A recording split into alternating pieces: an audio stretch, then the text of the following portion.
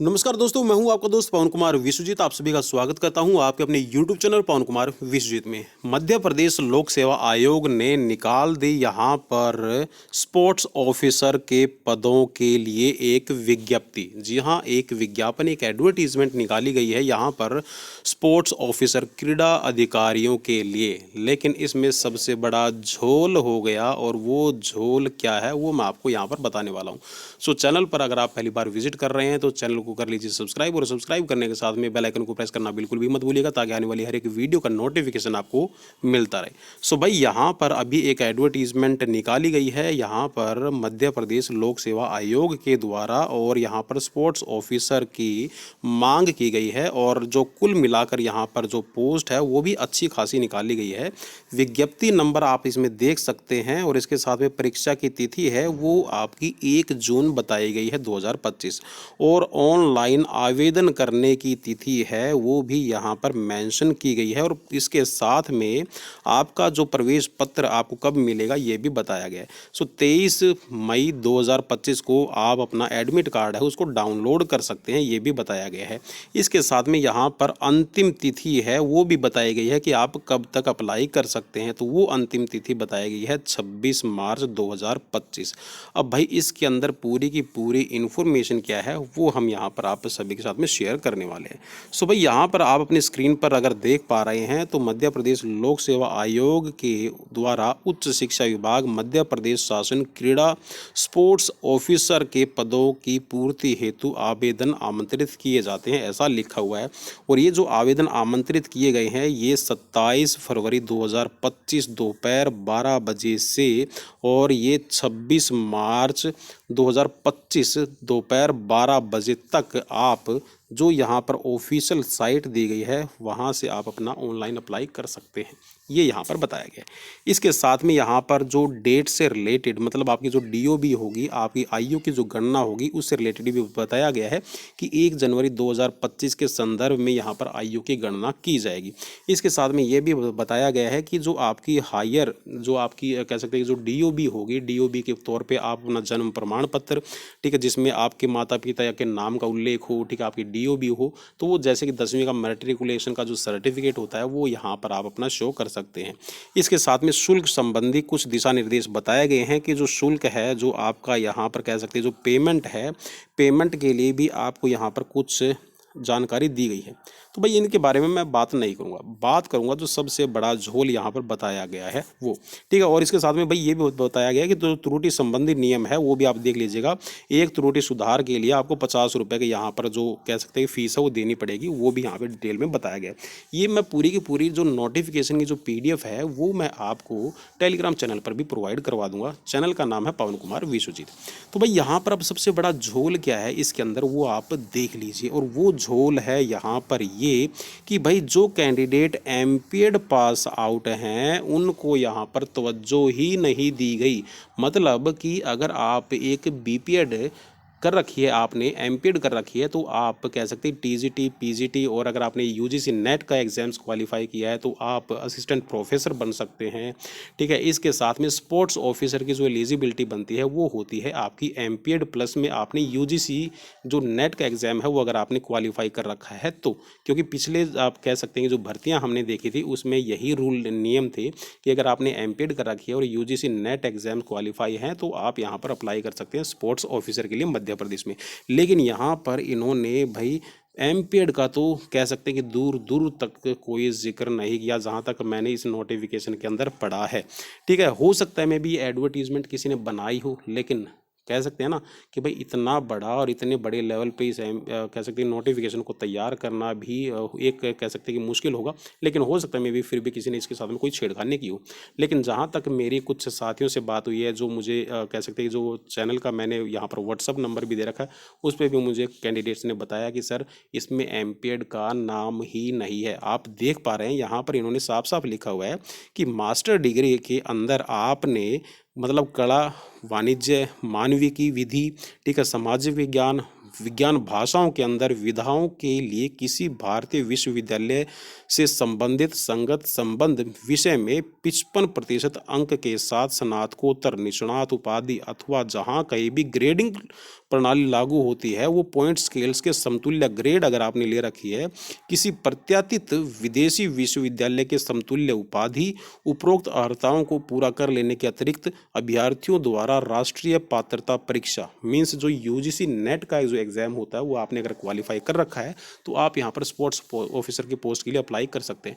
तो भाई मेरा सीधा सा सवाल यहाँ पर ये है कि जो एमपीएड पास आउट हमारे साथी है वो कहाँ जाएंगे, जो यूजीसी नेट एग्जाम्स क्वालिफाई करके बैठे हैं वो कहाँ जाएंगे। इसका मतलब इन्होंने सीधा सा ये कर दिया कि भाई स्पोर्ट्स ऑफिसर हमें चाहिए, वो चाहे खेल से जुड़ा हुआ हो या ना हो, इससे कोई मतलब नहीं है। मतलब सीधा सा ये आ गया कि हमें ऐसे बंदों को ले जाके ओलंपिक में खड़ा करना है जिसको एक्सरसाइज की एबीसी भी नहीं पता, वो स्पोर्ट्स ऑफिसर का यहाँ पे काम करेंगे, उनसे हम मेडल की उम्मीद करेंगे। So how is it possible. मैं आपसे ये सवाल पूछना चाहता हूँ कि ये पॉसिबल कैसे होगा। ठीक है, इसके बावजूद भी इन्होंने बहुत सारे ऐसे और भी कह सकते हैं कि जो पीएचडी से रिलेटेड है, ठीक है, और भी यहाँ पर कह सकते हैं कि कुछ नियम वगैरह बताए गए हैं, लेकिन जहाँ तक मैंने देखा इसमें भाई एमपीएड का कोई भी जिक्र नहीं है। ठीक है, मेरा काम था आपको इन्फॉर्मेशन देना। रोजगार पंजीयन भी आपका ज़रूरी नहीं है, क्योंकि इसके लिए यहाँ पर इन्होंने ये कर रखा है कि जो स्पोर्ट्स ऑफिसर है वो कहीं का भी हो, भारतीय नागरिक हो, वो अप्लाई कर सकता है। ठीक है, कहीं का भी रहने वाला हो। ठीक है, तो यहाँ पर ये चलो चीज़ें ठीक है, इन्होंने हर किसी को छूट दी हुई है, लेकिन एटलीस्ट इन्होंने एमपीएड को तो इसमें मेंशन करना था। यूजीसी नेट है वो पर्टिकुलर फिजिकल एजुकेशन, देखिए फिजिकल एजुकेशन और जो स्पोर्ट्स से जो पास आउट हैं स्टूडेंट्स वो कहाँ जाएंगे। एक तरह से मैं कह ये अगर मैं कहूँ तो गलत नहीं होगा कि अगर आपको पीजीटी या फिर एक कह सकते हैं कि अगर आपको कहीं पे इंग्लिश डिपार्टमेंट में जॉब करनी है, मैथमेटिक्स डिपार्टमेंट में जॉब करनी है, तो आपके पास में पर्टिकुलर उसी फील्ड से रिलेटेड आपके पास में डिग्री होनी चाहिए। लेकिन यहाँ पर जब स्पोर्ट्स की बात आती है तो जो स्पोर्ट्स के हमारे बीपीएड एमपीएड पास आउट है या फिर जिन्होंने एमपीएड के साथ में एमफिल कर रखी है, पीएचडी कर रखी है फिजिकल एजुकेशन से, उनके हक हम यहाँ पर मार लिए जाते हैं। तो भाई ये बिल्कुल सरासर गलत। और मैं जितने भी हमारे मध्य प्रदेश से जुड़े हुए हमारे कैंडिडेट्स हैं या फिर कह सकते हैं कि जो मध्य प्रदेश सरकार के अधीन जितने भी कर्मचारी आते हैं या फिर कह सकते हैं जो मध्य प्रदेश इस लोक सेवा आयोग के अंदर जो भी अगर इस वीडियोज़ को देख रहे हैं, सो प्लीज़ मेरी आपसे रिक्वेस्ट है, एक मांग है कि आप प्लीज़ इस कह सकते हैं कि जो एमपीएड हमारा जो विषय है उसको कंसर्न किया जाए, उसको यहाँ पर इसमें शामिल किया जाए। और जो दूसरे यहाँ पर एक एलिजिबिलिटी बनती है स्पोर्ट्स ऑफिसर की, उसको ध्यान में रख कर ही आप इस तरह की एडवर्टीजमेंट को पब्लिश किया कीजिए। तो एक बार प्लीज़ इस पर आप गौर जरूर पाइएगा। ठीक, इसमें तो बहुत सारी चीज़ें यहाँ पर है, नियम भी बताए गए हैं परीक्षा के हैं। ठीक है, इसमें आपको पोस्ट का मैं विवरण दे देता हूँ, हो सकता है मैं भी यहाँ पर कुछ कह सकते हैं प्रिंटिंग मिस्टेक रही हो उनकी तरफ से, तो यहाँ पर इसमें जो कह सकते हैं जो पदों का विवरण है वो भी यहाँ पर दिया गया है। ठीक है, यहाँ पर देख सकते हैं आप, स्पोर्ट्स ऑफिसर के लिए ही हम बात कर रहे हैं। ठीक है, तो यहाँ पर पर्टिकुलर जो आपकी पोस्ट है वो 187 दी गई है, टोटल है आपकी 187 पोस्ट। और यहाँ पर जो अनरिजर्व्ड है, ठीक है, SC ST OBC EWS की जो टोटल यहाँ पर सीट्स है उसका भी विवरण आपके सामने यहाँ पर इसमें दिया गया है, तो आप इसको एक बार ज़रूर चेक कर लीजिएगा। ठीक है, तो भाई यहाँ पर कह सकते हैं कि कहीं ना कहीं कैंडिडेट्स के साथ में यहाँ पर एक तरह से कह सकते हैं कि नाइंसाफ़ी की गई है।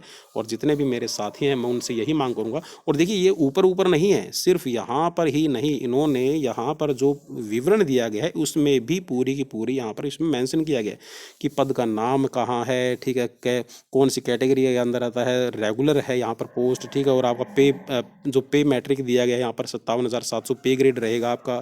ठीक है, शैक्षणिक कार्य है या आपका कर्तव्य रहेगा, स्पोर्ट्स ऑफिसर आपका पद रहेगा। और इसके साथ में यहाँ पर देखिए इस एडवर्टीजमेंट के अंदर जहाँ तक मैंने पढ़ा है भाई कहीं पर भी एमपीएड का जिक्र नहीं है। सिर्फ कला, वाणिज्य, मानविकी, विधि, सामाजिक विज्ञान, विज्ञान, भाषाओं, विधाओं, मतलब कोई भी इन्होंने हर एक कैंडिडेट को अलाउ कर दिया भाई, हर एक कैंडिडेट को। इवन संस्कृत वाला भी अगर यहाँ पे चाहे, हिंदी वाला भी चाहे, तो वो अपना यहाँ पर स्पोर्ट्स ऑफिसर के लिए अप्लाई कर सकता है।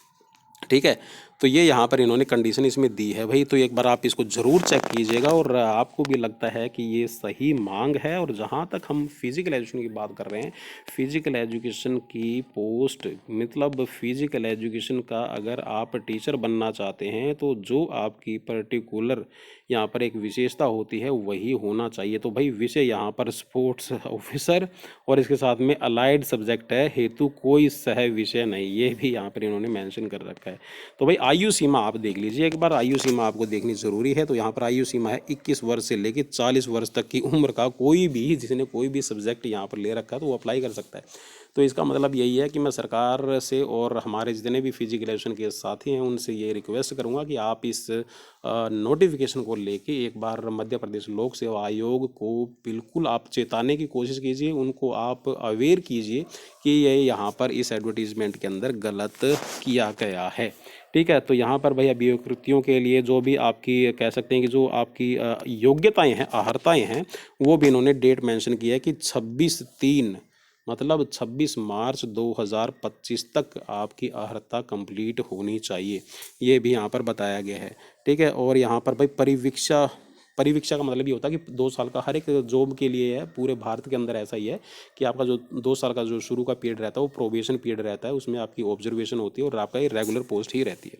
ठीक है भाई, तो ये यहाँ पर इसमें जो मोटी मोटी जानकारी है वो मैंने आपको बता दी है, लेकिन फिर भी आप इस एडवर्टीज़मेंट को ज़रूर अच्छे से पूरा डिटेल में पढ़ लीजिएगा। और यहाँ पर इसमें परीक्षा केंद्रों का भी विवरण दिया गया है कि 8 आपके परीक्षा केंद्र बनाए गए हैं, जिसमें भोपाल, इंदौर, ग्वालियर, जबलपुर, सागर, उज्जैन, शहडोल, चंबल, रीवा और नर्मदापुरम में यहाँ पर स्टेशन बनाए गए हैं, आपके परीक्षा केंद्र बनाए गए हैं। ठीक है, इसके अलावा भाई इसमें जो आपका सब्जेक्ट पर्टिकुलर रहेगा, ठीक है, ऑनलाइन ये देखिए पूरी की पूरी इन्होंने डिटेल दे दी है, लिखित परीक्षा कब होगी आपकी, ठीक है, कब आपको विज्ञापन यहाँ पर दिया गया है, ठीक है, ऑनलाइन आपका आवेदन कब प्रारंभ होगा, अंतिम तिथि कब रहेगी। तो ये सारी की सारी पूरी की पूरी प्रक्रिया यहाँ पर इसमें मेंशन की गई है। ठीक है, आयु सीमा में छूट के नियम क्या दिए गए हैं वो भी हैं इसमें। ठीक है, अर्हता संबंधी दस्तावेज आपको आवश्यक दिशा निर्देश है वो भी दिए गए हैं कि आपकी कब तक एलिजिबिलिटी होनी चाहिए। ठीक है, इसके साथ में भाई आपका यहाँ पर स्पोर्ट्स ऑफिसर के लिए जो आपका परीक्षा नाम केंद्र, ठीक है, जो आपके पूरे इसमें आप कह सकते हैं कि लिस्ट है वो दी गई है, तो वो भी आप इसमें यहाँ पर देख सकते हैं। ठीक है, तो भाई कहीं ना कहीं मेरा मानना ये है कि यहाँ पर हमारे जो फिजिकल एजुकेशन के साथी हैं उनके लिए बहुत ही बड़ा कह सकते हैं कि इस 2024 के अंदर एक तरह से ये काला दिन, क्योंकि फिजिकल एजुकेशन या फिर स्पोर्ट्स ऑफिसर बनने के लिए आपके पास में जो मेन एमपीएड या फिर आपके पास में कोई मेडल होना ज़रूरी है, नेशनल इंटरनेशनल आप खिलाड़ी हो, प्लस में आपने बीपीएड किया हो, एमपीएड किया हो, यूजीसी नेट का आपने एग्जाम क्वालिफाई किया हो, तो ही आप यहाँ पर एक स्पोर्ट्स ऑफिसर बन सकते हैं। लेकिन यहाँ पर इन्होंने ऐसा कुछ भी मेंशन नहीं कर रखा। तो जाते जाते साल के अंदर कह सकते हैं कि सबसे बड़ा दिन एक बुरा दिन, और मैं उम्मीद करता हूँ कि कल है 1 जनवरी 2025, तो इस नए साल के अंदर हो सकता है हमारे कुछ साथी जागरूक हों, अवेयर हों, और सरकार भी इस केस को संज्ञान में लेके आए और इस एडवर्टीज़मेंट को दोबारा से जारी करे, इसको विड्रॉ कर ले इस एडवर्टीज़मेंट को, और दोबारा से नए सिरे से जो नए कह सकते हैं कि जो एलिजिबिलिटी है हमारी एमपीएड पास आउट और प्लस में यूजीसी नेट एग्जाम क्वालिफाइड, सो उसको यहाँ पर वरीयता दी जाए। तो भाई यहाँ पर इसमें जो भी आपको एडवर्टीज़मेंट में जो भी बातें लग रही है तो आप इस एडवर्टीज़मेंट को पढ़ लीजिएगा, और इसमें जो परीक्षा शुल्क है वो भी बताया गया है। तो इसके बारे में मैं ज़्यादा डिटेल में बात नहीं करूँगा, क्योंकि मन इतना दुखी हो गया है कि एक स्पोर्ट्स ऑफिसर बनने के लिए जो मेन एलिजिबिलिटी होनी चाहिए थी उसको यहाँ पर दरकिनार किया गया है। सो मिलते हैं नेक्स्ट वीडियो में, till then bye bye, take care. अपना कमेंट और अपनी राय ज़रूर दीजिएगा और सब्सक्राइब कर लीजिएगा फिजिकल एंड कॉम्पिटिटिव एग्जाम्स की प्रिपरेशन के लिए।